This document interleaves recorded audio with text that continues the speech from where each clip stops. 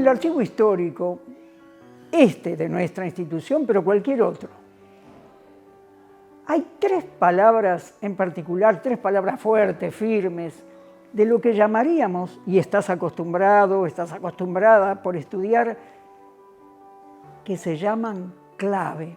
Esas tres palabras clave son patrimonio, identidad, memoria. Son palabras gruesas, palabras con espesor.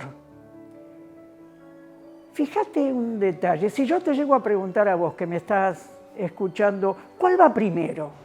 Lo que quiero decirte es, ¿cuál explica a cuál? ¿Primero va la memoria, después la identidad y al final el patrimonio?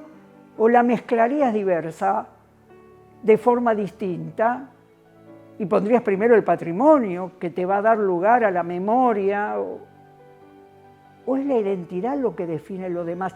Lo que digo es, de esa extraña combinación, que son como tres hilos, ¿viste? De ese extraño bordado, es que surgen todas las investigaciones en los archivos históricos. Por ejemplo, en este.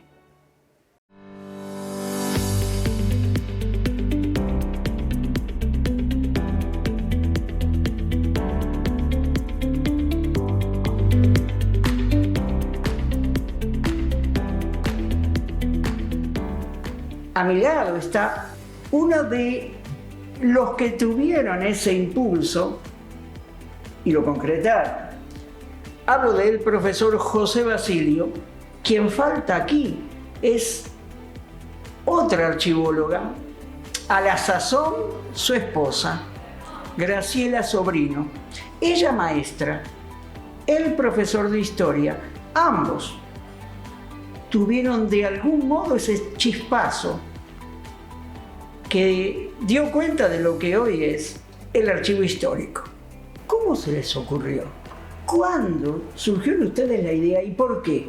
En el año 2006, tanto Graciela Sobrino como yo egresábamos de la carrera de archivología de la vieja EUCA, lo que hoy es la FIC, la Facultad de Información y Comunicación. Y lo que queríamos era volcar todo lo que habíamos aprendido en la práctica.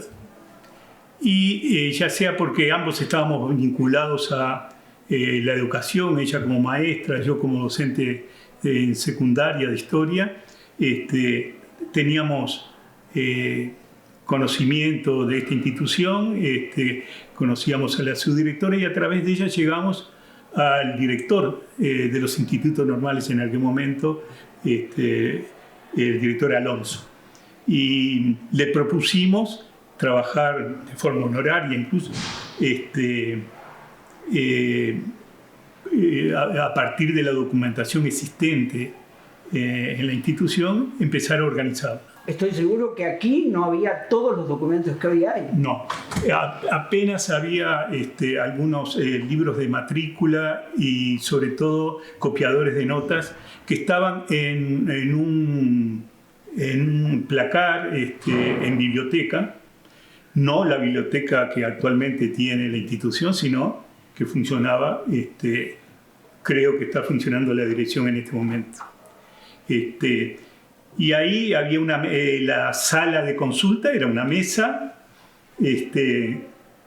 con sillas y al lado estaba precisamente este mueble donde contenía parte de la documentación. Y después, por una resolución del CODICEN, nos autorizaron tanto a Graciela Sobrino como a mí a recorrer los distintos lugares donde habían estado los internatos, tanto de señoritas como de varones, y los institutos normales a través de todos sus años de existencia, a recoger documentación perteneciente a la institución.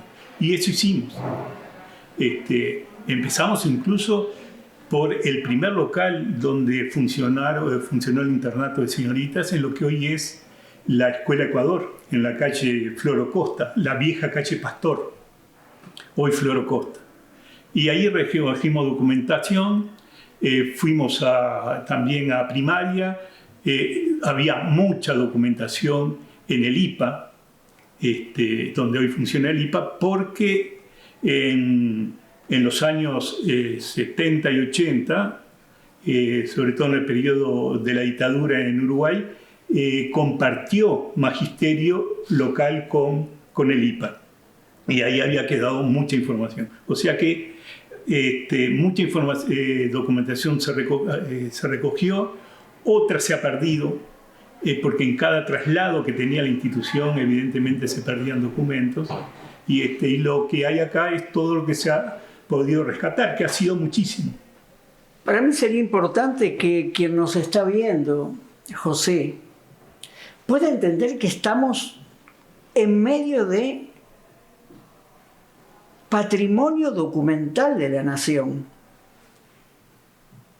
y que un archivo histórico, pero cualquier archivo histórico institucional funge como memoria de esa institución. Y si digo memoria, hablo del sedimento de la identidad. Es decir, que cuando se habla de un archivo histórico se está señalando la identidad del productor de ese archivo, en este caso institutos normales.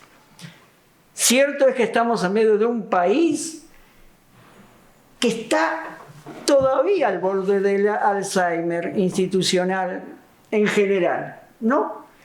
Hay tanta falencia en términos de documentación histórica, o como se dice técnicamente, documentos de valor secundario, así se lo llama.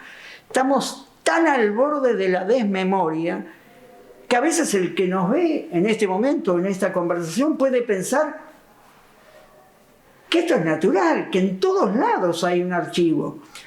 Vamos a entendernos. En todos lados hay documentos. Claro, cualquier institución cada día genera cientos de documentos. Y una institución como esta, ni que hablar. Pero de tener documentos a tener un archivo, media el esfuerzo creador. Es decir, todos tenemos documentos en nuestra casa, pero de pronto no todos los tenemos ordenados ni sabemos dónde están cuando lo precisamos. Eso es lo que genera como posibilidad del archivo. Tener los documentos organizados y prontos, sabiendo dónde están para que sean usados. Entonces, en este contexto de realidad, en el universo ANEP, un archivo semejante a esto, se me ocurre pensar el IPA, se me ocurre pensar el INET, ¿tienen algo así? La respuesta es no. El archivo histórico de los institutos normales es, que yo sepa, no sé, en los últimos años, no creo, que yo sepa es el primero y el único a nivel nacional, a nivel de la ANEP en su conjunto, que está organizado con criterios archivísticos. Como bien decías, fondos documentales hay en todas las instituciones, pero fondos documentales organizados, o sea, archivos organizados con criterios archivísticos, este es el primero y el único. Y la importancia está dada por el hecho de que esta institución es la primera institución formadora de maestros. Aquí hay documentación desde 1882, cuando se crea el internato normal de señorita. Y también hay documentación del internato normal de varones, a partir de 1898, donde hay series documentales interesantes, por ejemplo, libro de matrícula, libros copiadores de notas, libros diarios, donde dan cuenta del diario quehacer de esta institución desde 1882. Los límites, digamos, de fechas de este archivo son 1882-1985. que fue el corte que nosotros hicimos. O sea, lo que hay aquí, en este archivo, es documentación histórica. Es parte de la documentación creada por esta institución. En las distintas oficinas hay documentación, pero es documentación vigente. Cuando esa documentación deja de tener interés administrativo, pasa a ser documentación histórica. Y eso es lo que hay en este archivo. Por lo tanto, las fechas límites son 1882, 1985, que en algún momento habrá que actualizar porque debería venir documentación que ya no es vigente, ya no está vigente a nivel administrativo, debería ser trasladada hasta aquí. O sea que son tareas que quedarán para el futuro. Si vos tuvieras que explicar cuál es la importancia, la significación que el Archivo Histórico de Institutos Normales tiene para la historia de la educación en Uruguay, ¿qué dirías? Nuestra intención desde el principio fue que este archivo sirviera a los estudiantes, por supuesto, de la institución, a los docentes y a investigadores y público en general. O sea, lo que llamamos técnicamente usuarios internos y externos. El primer usuario fue un externo extranjero. Han venido investigadores de Estados Unidos, de Brasil. Hago una digresión aquí. Los investigadores brasileros eran brasileñas. Estuvieron en un congreso y vinieron por el archivo. Nos comentaban que el libro diario, que es uno de los libros que empieza a funcionar, digamos, a aplicarse en Uruguay en 1888, donde el director lleva constancia día a día de lo que ocurre. Se empieza a aplicar en Brasil, en Río Grande do Sul, se empieza a aplicar posteriormente a imitación del Uruguay. O sea que los usuarios han sido extranjeros, han venido, por supuesto, investigadores de la Facultad de Humanidades, de otras facultades, de la Universidad de Montevideo, alumnas que estaban cursando magisterio en la Universidad de Montevideo, la carrera de magisterio, y por la asignatura Historia de la Formación Docente vinieron al archivo. Investigadores de distintas facultades. Porque esa era la intención nuestra, que brindar esta documentación a usuarios de todo tipo. Debo decir en mérito a docentes de esta institución que, por ejemplo, la asignatura, que en realidad es un taller, Historia de la Formación Docente, los distintos profesores hacían pasar por el archivo a todos sus alumnos. O sea que en los últimos años, hasta el año 18 que estuvimos trabajando nosotros, pasaron por esta institución prácticamente el 80% de los alumnos de la institución. Porque los alumnos de historia pasaban por aquí, los alumnos que eran los 5 grupos que yo tenía, todos pasaban por aquí a investigar. Los alumnos de Historia de la Formación Docente, su trabajo final era sobre el archivo. Y hacían trabajo de investigación con los documentos de este archivo. Ahora, pensando de un modo más abierto en otras disciplinas científicas, por ejemplo, ¿qué puede decirle a alguien que no esté estudiando historia de la educación? Un libro como este, que es de matrícula, para refrescarte, sí, claro, la mente. Hace tiempo que no miro este libro. Este libro, que es en definitiva un libro de matrícula, da información valiosísima acerca de esta institución. Para cualquiera que quiera estudiar la historia de la institución, el origen socioeconómico de las alumnas y alumnos de esta institución a lo largo de los años. Este libro de matrícula, que es el libro de matrícula número 1, que tiene las primeras alumnas que ingresaron en el año 82 en el internato de señoritas, trae información acerca, por ejemplo, de la edad. En la medida que la exigencia para ingresar al internato de señoritas, por ejemplo, al internato de señoritas, era haber terminado la escuela, aquí había alumnas de 13 años, alguna que no había cumplido 13 años, que recién había terminado la escuela e ingresaba al magisterio, porque la exigencia era esa, haber terminado la escuela. Alumnas que era la primera vez que se alejaban de su departamento, porque eran alumnas todas del interior, porque el objetivo del internato de señoritas después de varones era formar maestros provenientes, alumnos provenientes del interior, para que después volvieran a brindar el magisterio en sus propios departamentos. Por lo tanto, venían del interior, eran menores 13, 14, 15, había alguna mayor.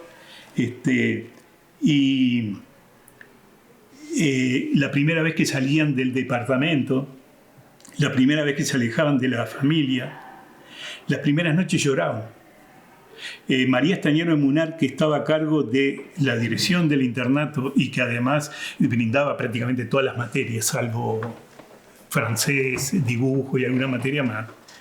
Los primeros días no le enseñaba gramática, era una de sus asignaturas. Les enseñaba, las consolaba, les enseñaba cómo comportarse en la mesa y cómo armar la cama. Esa información está acá, en estos libros. Por ejemplo, las edades, de qué departamento venían. Sabemos por los libros de matrícula que en la medida que venían del interior,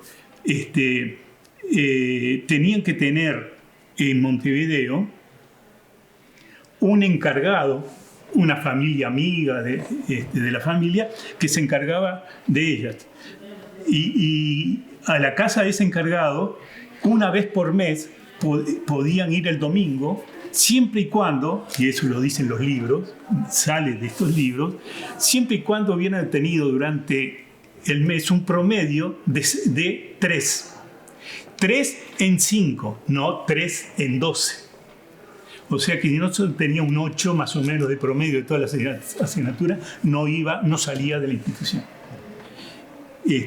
Eso lo sabemos por los libros. O sea que alguien que está estudiando, por ejemplo, el origen socioeconómico de estos primeros alumnos y compararlo con otros periodos, acá tiene una fuente de información. El lugar de la mujer. El lugar de la mujer, la cantidad. Históricamente hubo siempre más damas, señoritas que varones, hasta el día de hoy. Porque, y lo dicen los libros, lo dice Joaquín R. Sánchez en sus informes, porque los varones, la actividad magisterial era un tránsito hacia una carrera superior. O sea, los varones no tenían el objetivo en su mayoría de ser maestros, sino que era simplemente un tránsito para poder después estudiar abogacía y llegar a senadores, diputados, como muchos llegaron. Toda esta información surge de estos libros. O sea que esto no solo para historiadores, demógrafos, economistas, etcétera, etcétera, para estudiar la historia cotidiana de estos jóvenes. O sea que es ilimitado el alcance que puede tener estos documentos como fuentes de información.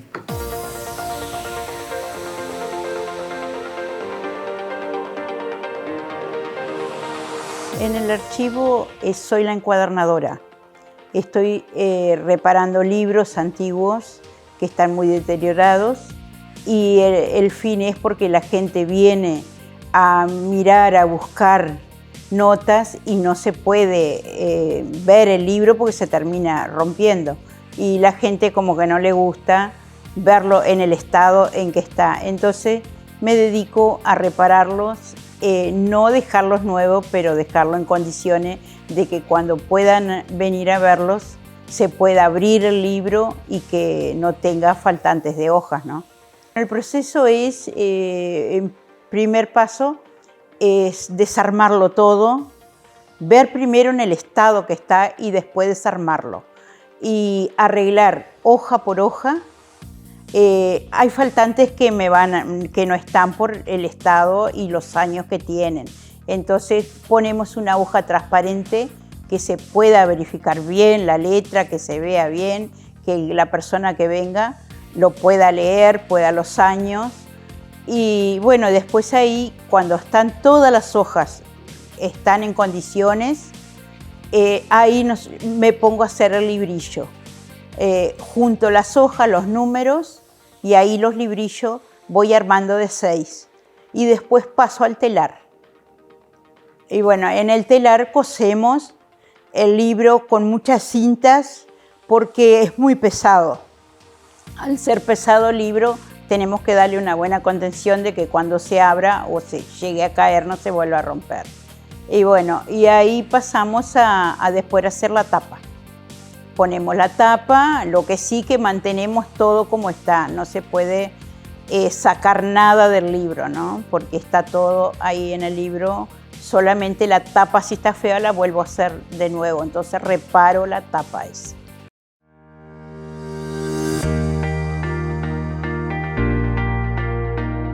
Soy auxiliar, egresé en el 2004 y me dediqué a la docencia. Estuve con jóvenes y adultos y lo dejé a magisterio. Y ahora, como ya estoy en un proceso que estoy para jubilarme, voy a dejar esto al instituto, ¿no? Que tanto quiero el instituto, muchos años acá, 40 años, entonces dije, bueno, lo que yo sé lo voy a volcar acá.